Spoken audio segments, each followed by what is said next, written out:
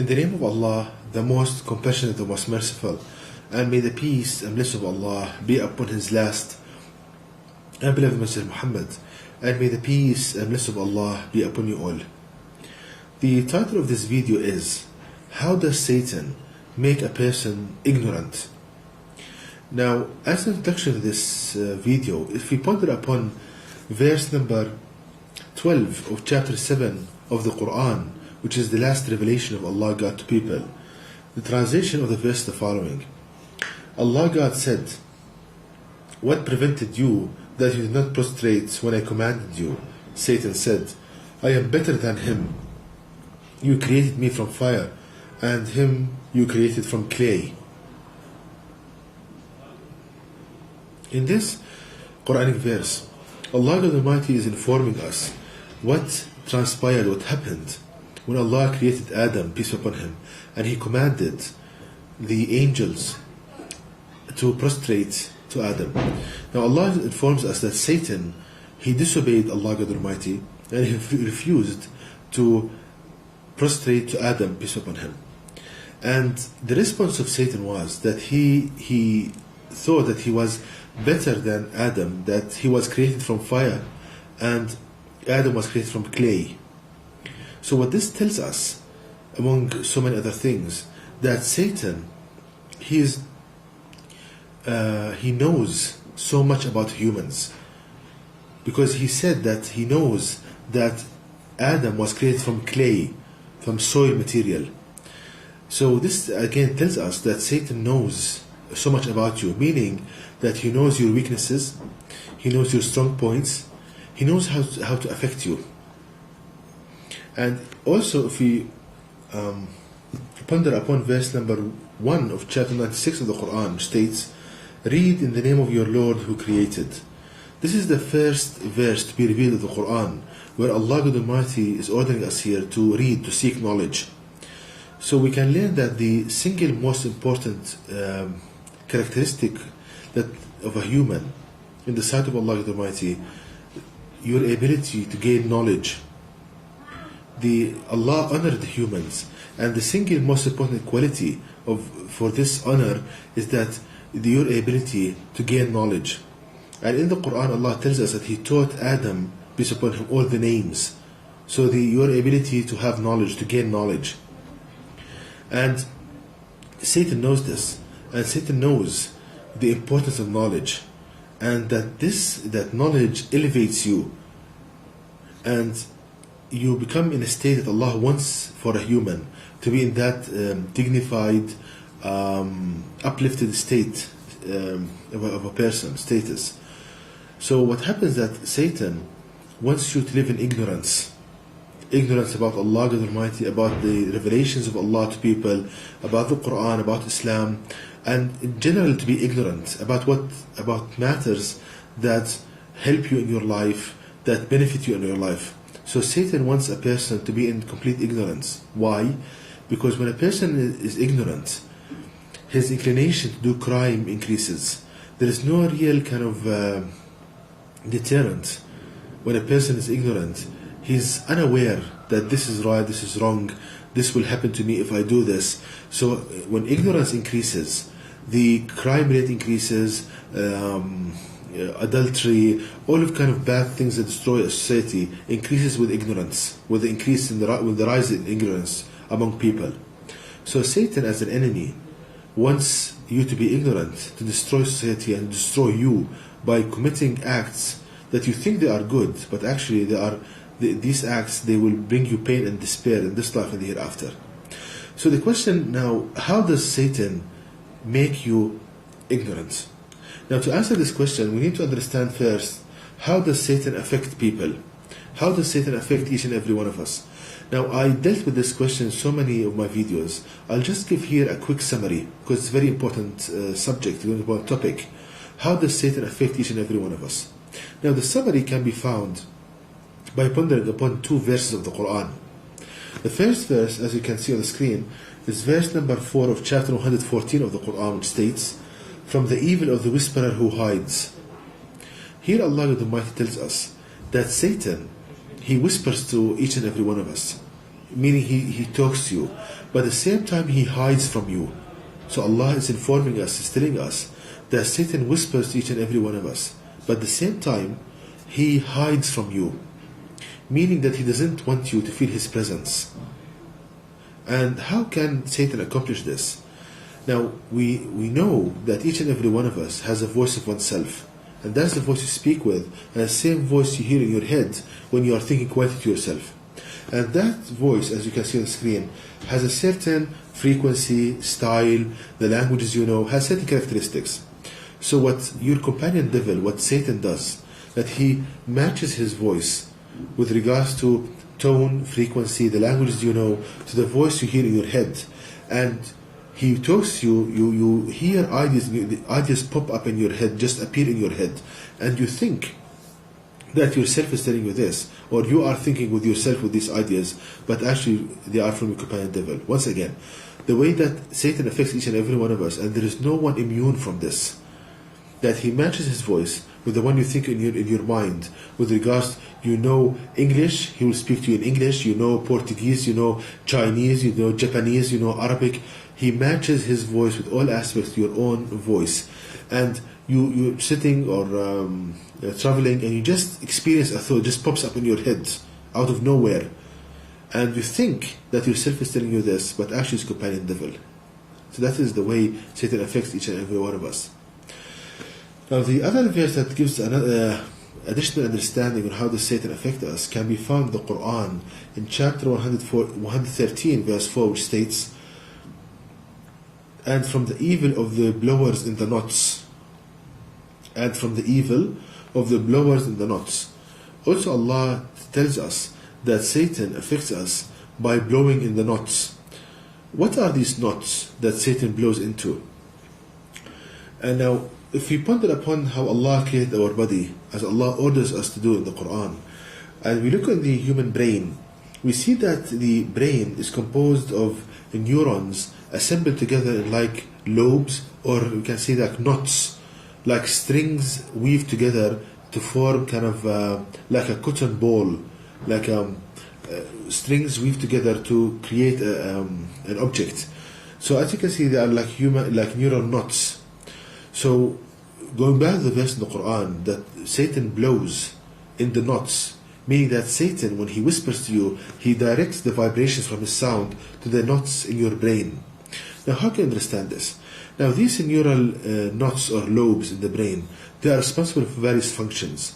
And among these functions, the producing feelings, engendering feelings. And so how is a feeling produced? Suppose that you experience or you hear a good news. Then what happens is that these knots in the brain, these neurons, they are stimulated and they produce chemicals. And these chemicals, they cause the muscles in your body to relax. So you have a feeling of happiness. On the other hand, if you experience a thought that gives you sadness, then these lobes are stimulated and they produce chemicals that cause tightness in the chest, a feeling of anxiety, fear, and sadness. So now we understand how these neurons in the brain, they produce the various feelings. So what happens that, for example, you are leaving your house in the morning, you experience a thought in your mind as if yourself is telling you this. This pops up in your mind, and now we know the source, Satan, telling you that you forgot to close the front door. And as a result, you will be robbed and calamities will befall you, as if you are thinking to yourself. Now, at the same time, Satan directs the vibration of his sound to his voice, to these neural knots, and it produces a tightness in the chest, a feeling of anxiety. So Satan produces this feeling to make you believe these lies, to make you more convinced that you might probably forget to close the front door. So we see that Satan uses this kind of engendered feelings, these produced feelings, to put more weight on the thought he just whispered to you with. Now, having understood this, we come to the question: how does Satan make you ignorant? Now, the first thing that he does, one of the things that he does, that he puts sexual thoughts and imaginations in your mind. Now, if you ponder upon, to understand this, if you ponder upon verse number verses 168 169 of chapter 2 of the Quran, which states, O people, eat of that which is lawful and good on the earth, and follow not the footsteps of Satan. Verily, he is to you an open enemy. He commands you what is harmful, sinful, and say about Allah what you have the knowledge of. So here Allah Almighty is teaching us that Satan, he whispers to you ideas of harm, to hurt yourself and others, ideas of lust and perverted sexual ideas, and to say about Allah what you have knowledge of. Now if you focus here on the ideas of lust, so what happens is that in your day, Satan whispers to you with a voice match the one you think with, in your mind, telling you sexual thoughts, putting you in sexual scenarios and imaginations. You are doing this, you are saying this, and there is something that's responding to you. You are saying something, and you just like another person, you experience the response. And that other person, that other thing is Satan. Now we understood after hearing what I'm saying that this other kind of party, this other kind of person, or this thing, which is Satan. So a person experiences kind of sexual thoughts, and Satan, by putting these sexual scenarios and sexual thoughts, he wants to drive you away from the purity of the message of Allah Almighty. He wants to occupy your brain by pointless thoughts and just waste hours after hours in pointless acts. And of course, when he's whispering these sexual thoughts, he blows in the knots in the brain to give you a feeling of, happiness, relaxation, sexual arousal, to make you more inclined to think about these thoughts. And he's trying to make you ignorant about what really matters in life. A lot of people, they are addicted to these kind of perverted sexual acts. This is the result of Satan. And what happens is that the person, as I said, becomes ignorant about what really matters in his life. Another way that Satan makes a person ignorant, that he puts him in imaginations and daydreaming.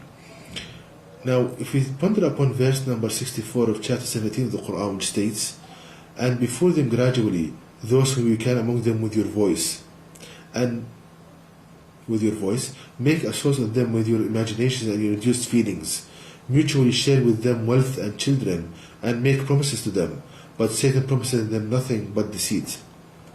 So here Allah is telling us that we can learn from the verse that another way of effective Satan on us, that he puts you in kind of imaginations. For example, in your day, let me give an example. You had a conversation with a colleague in the morning. Now, in the evening, Satan, he starts telling you the conversation once again, and he's telling you, like, if you respond this will happen. He's putting you like in conversation in your mind, as if you are saying something, you're thinking about something, and something is responding to you. So this is, people sometimes call it daydreaming. It's not daydreaming. It's Satan whispering to a person with these thoughts, putting him in a cycle.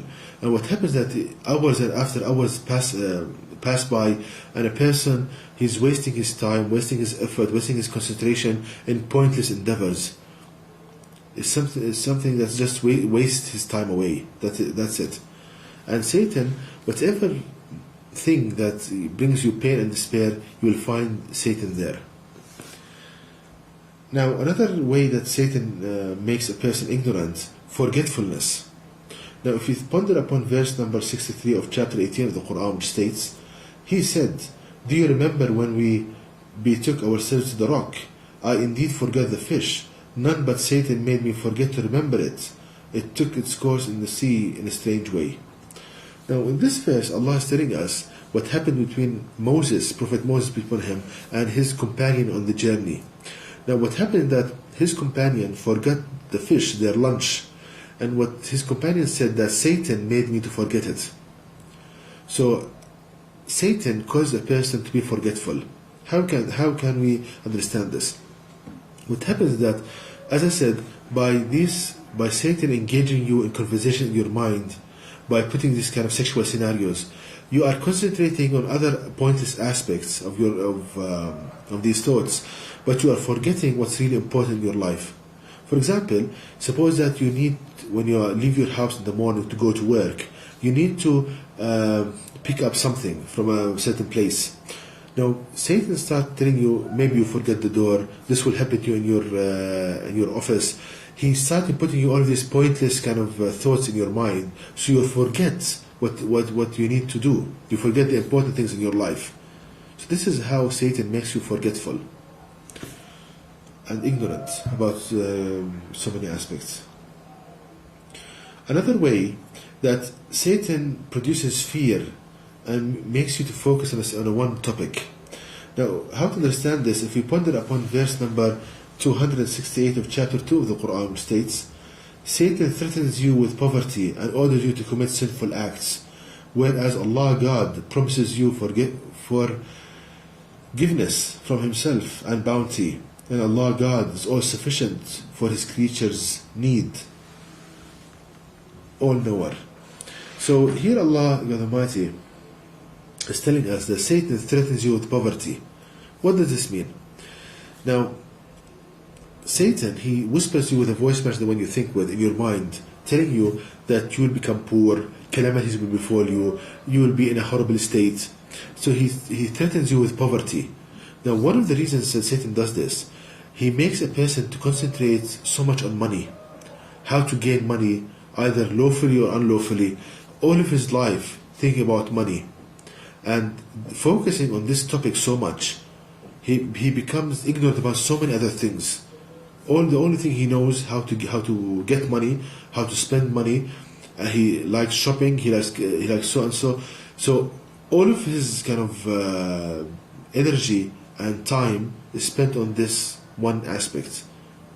And of course, in that state, the person is ignorant about Allah God Almighty, Islam, the Quran, about what really matters in life, searching for his purpose in life, why Allah created him, which revelation and which book, religious book on the earth is the correct one, which one is pure.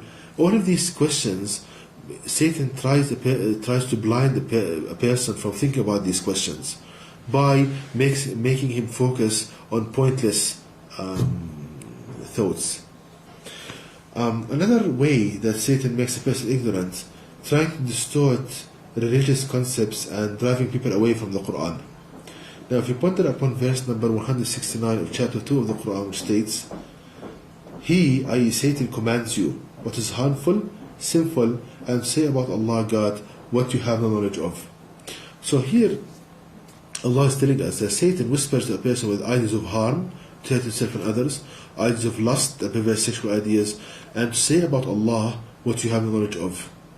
So, for example, when Satan affected women in this regard, he comes to a woman telling her, look, the Quran allows a man to marry more than one wife. The Quran allows a man to beat a woman. All of these kind of distorted ideas about religion, about the Quran. So Satan tries to distort and to give lies about the Quran, about Allah, about the Prophet Muhammad, and Satan accomplishes this by matching his voice, the one you think in your mind. You think within your mind. So what Satan wants, he wants to drive people away from the Quran, and he wants to make a person ignorant about the Quran, because Satan knows that salvation is found in the Quran.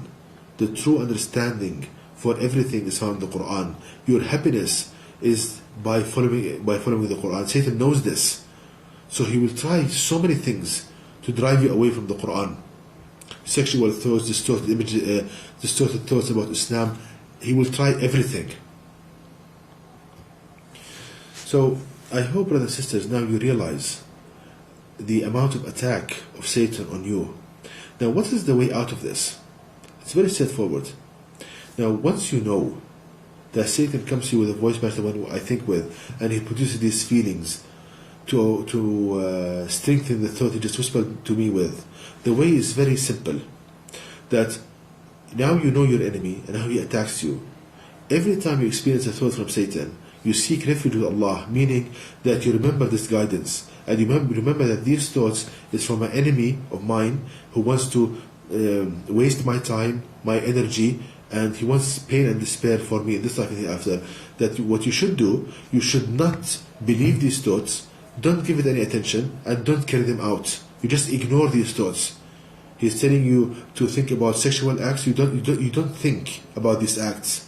You just stop thinking about them. Don't start responding and going into a loop and you think that yourself is telling you this, but actually it's Satan. Stop talking to him.